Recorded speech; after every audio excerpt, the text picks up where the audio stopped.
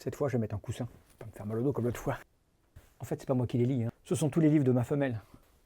Quoi, ça ? Une peau de bête. Ouh. Bonjour, je fais une vidéo incognito.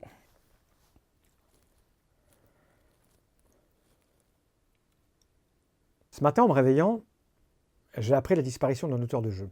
Au-delà du fait que c'est toujours terrible de voir quelqu'un mourir, surtout jeune, il avait 54 ans, c'est mon âge.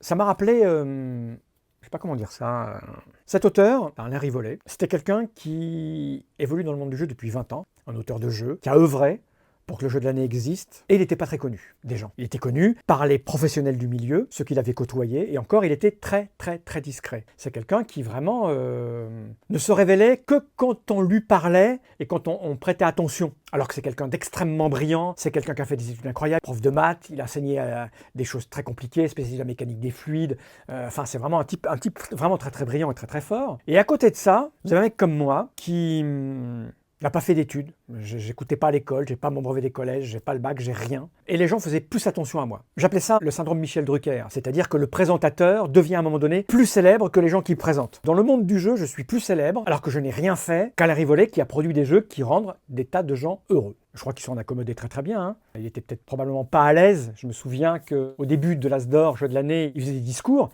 et c'était toujours très tendu, ça n'avait pas l'air évident pour lui. Ça m'a rappelé que depuis des années, je suis soumis à ce qu'on appelle le syndrome de l'imposteur ou le syndrome de l'autodidacte, aussi le syndrome de l'échec. On appelle ça un syndrome, mais c'est pas vraiment un syndrome. Depuis, c'est des notions qui ont vraiment évolué. Et je me suis dit, ça m'a travaillé toute la matinée. Hein,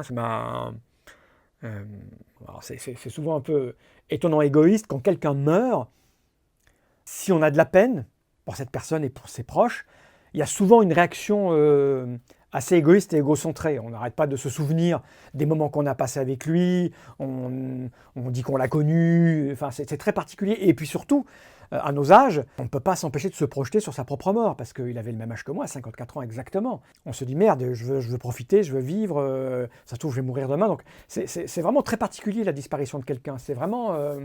En fait, c'est fou de se dire...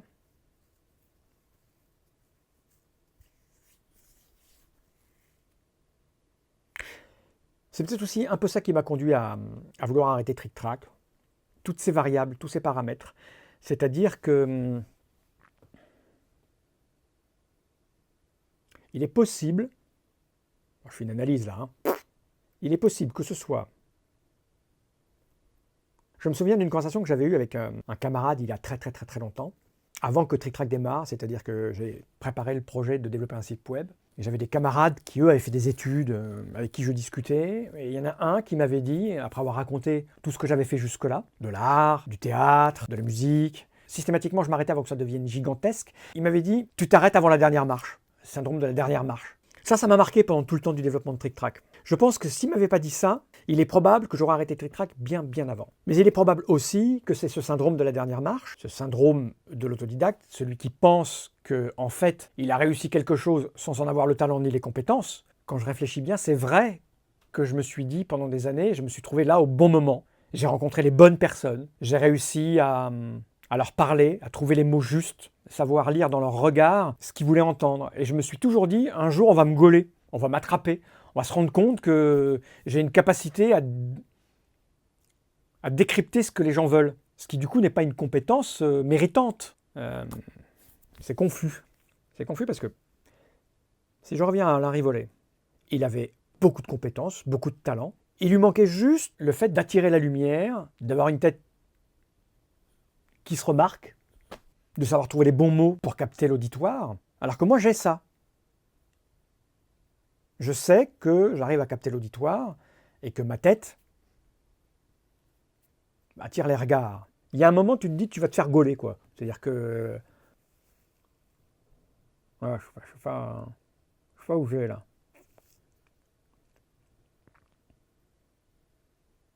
Je sais pas où je vais.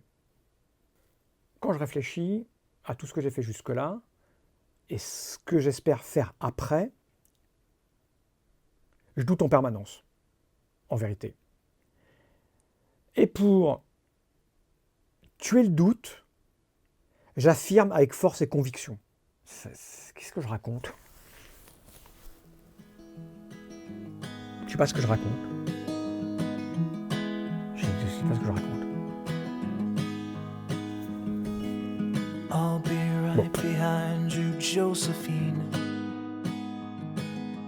I won't